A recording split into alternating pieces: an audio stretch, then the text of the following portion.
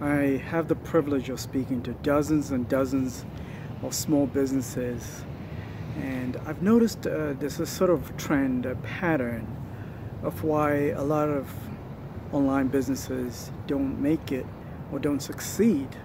It really came down to two things. The first is lack of action. So let me address the first part, the lack of action. In life, success comes from taking risk. Success comes from overcoming failure. And it's so sad that I bump into a lot of business owners who don't recognize that. If you picture yourself when you were a kid and you were learning how to walk, how many times did you fall? You probably don't remember this because you're probably like one or two, but when a kid learns how to walk, a kid falls so many times before they're able to walk. So they go from crawling to learning how to walk, and they fall a couple of times, but that doesn't stop them. That's how life is. And it seems like a lot of businesses are not aware of this fact.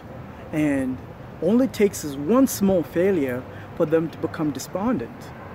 It's pretty tragic, really, when I observe all this stuff. It's really tragic because if you are scared to fail in your business by trying new things, you're not going to make it.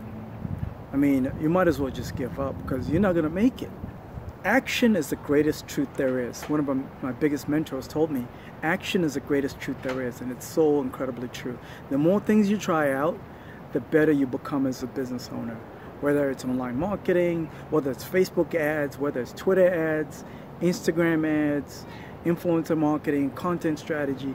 The more of these things you try out, the better you become as a businessman, as a business owner. And you have to test things out.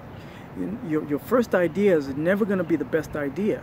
It's probably like going to be your third or fourth or even your fifth idea that's going to be a hit.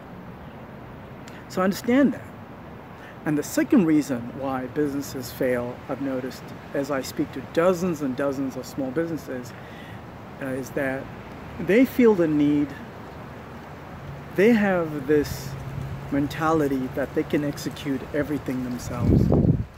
As a business owner, you don't know what you don't know until you speak to an expert. It's just the way it is. I wouldn't know, for example, how my kitchen sink works unless I speak to a plumber. Can I fix the problem myself? Absolutely I can. But the reason why I hire an expert plumber is because the plumber has more knowledge, more expertise than I do. So for me to spend 3 to 5 hours trying to fix a kitchen sink, and this is something that a professional can take 30 minutes to fix, why the hell am I taking 5 hours to do it myself when I can pay somebody to do it in half an hour? So you find a lot of business owners who make $100 an hour, but they attempt to do things that they can outsource for $10 an hour or even $20 an hour. It's really tragic. So you have to evaluate how much it is that you as a business owner make on an hourly basis doing the thing that you're really good at, calculating the cost opportunity of outsourcing whatever it is that you believe you can do yourself.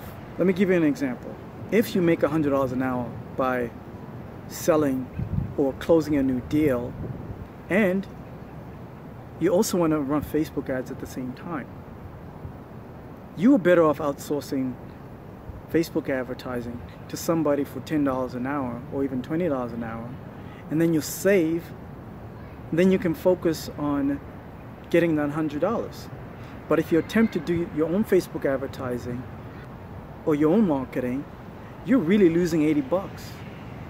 That's the difference between the $100 that you make and the $20 that it will cost you to outsource that job. So it just comes down to critical thinking, really. It comes down to mindset. Unfortunately, a lot of small businesses out there, don't have the critical thinking abilities. Sometimes I think common sense is common, but it's not really that common. Unfortunately, the more phone calls I have on a daily basis, the more I realize common sense is not that common. So yeah, those are the two things that are holding people back from being successful in online marketing. It's not that the idea is shit, that's not it. It's not that they don't have a great work ethic, that's not it. It comes down to those two things.